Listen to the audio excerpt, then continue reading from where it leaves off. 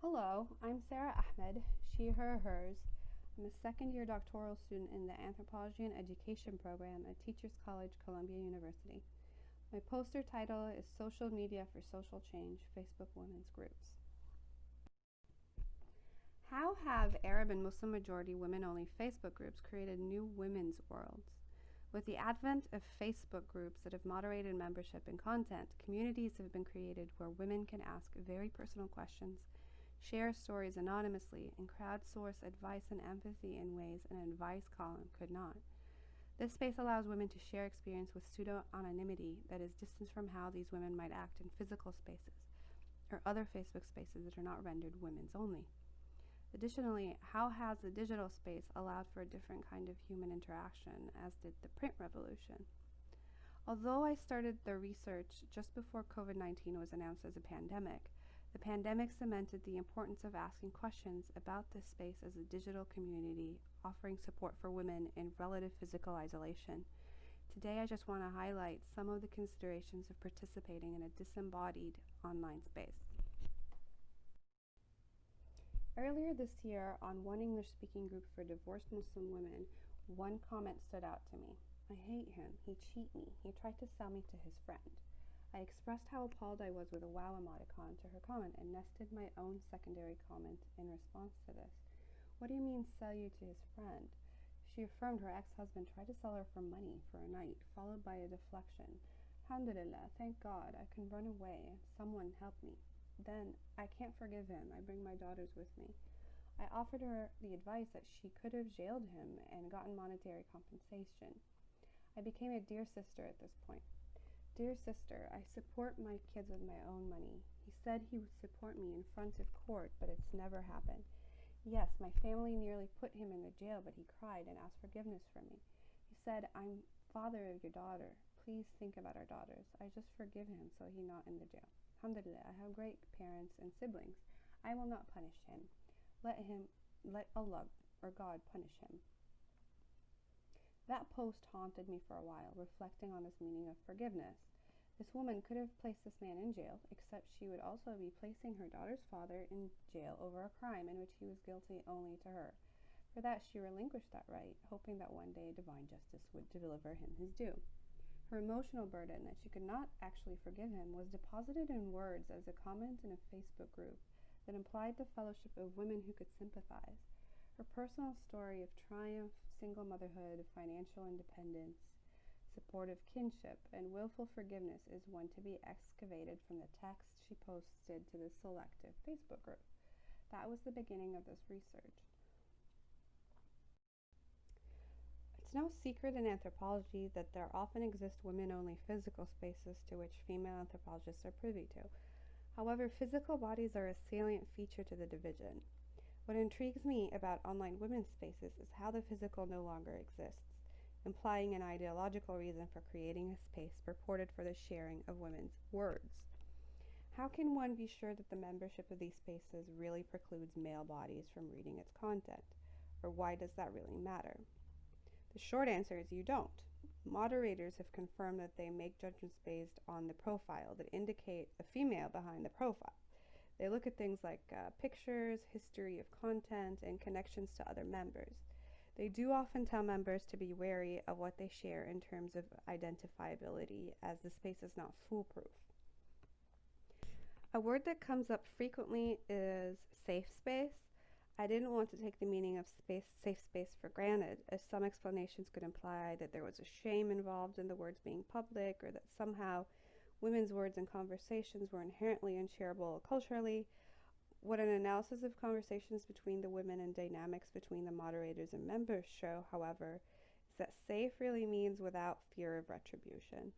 That may include family members, although your mother-in-law could very well be part of the group, or anyone that could attack the person or the profile. I'll admit I've had some share of retribution trying to push the boundaries just a little in the form of hate mail to my inbox or profile wall. Why share intimate details with complete strangers?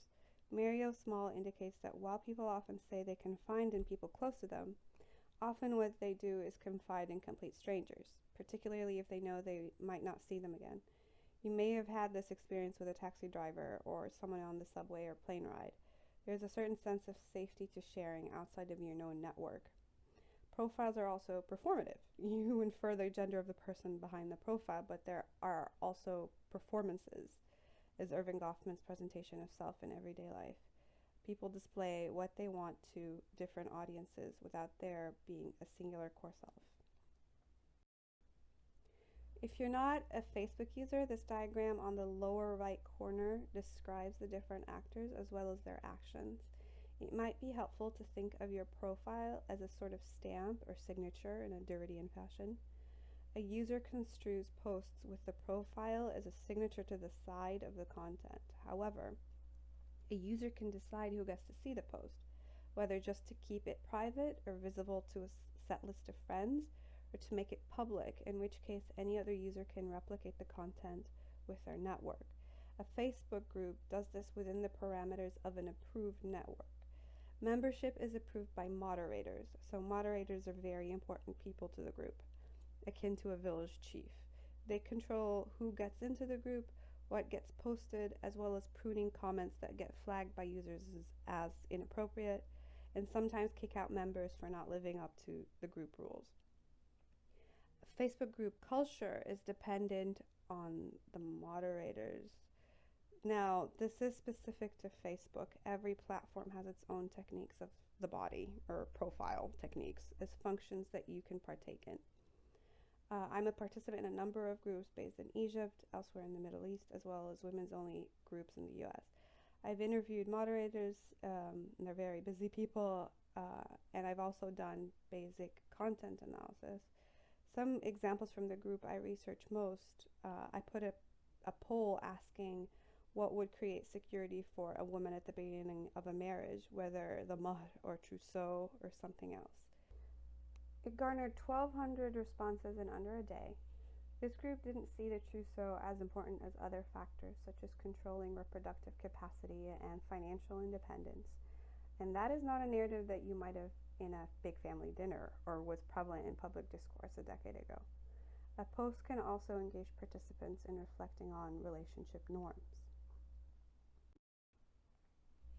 We could also think of the trajectory in changes in technology, such as how the print revolution changed education, but also statehood, defining imagined communities and their borders and enforcing them with paperwork.